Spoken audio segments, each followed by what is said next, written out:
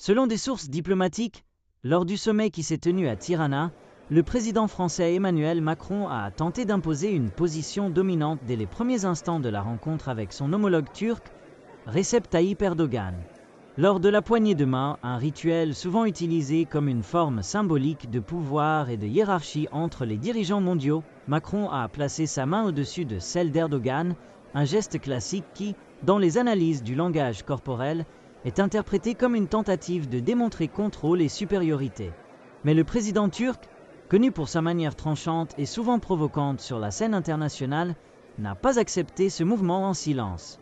Au lieu de se retirer ou de laisser passer le geste sans réaction, il a saisi le doigt de Macron et l'a maintenu un moment plus longtemps que d'habitude, retournant silencieusement la situation à son avantage. Ce geste soudain, mais délibéré, a été perçu comme un signal clair.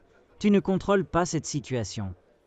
Selon les analystes du langage corporel, il s'agissait d'un exemple clair d'une inversion tactique, une réponse passive-agressive visant à déstabiliser l'autre sans provoquer un conflit verbal ouvert. Dans ce cas, Erdogan non seulement a neutralisé la tentative de domination, mais a aussi envoyé un message puissant de la manière la plus diplomatique et symbolique possible. Sur la scène délicate de la diplomatie internationale, ces petits gestes pèsent souvent autant qu'un discours entier.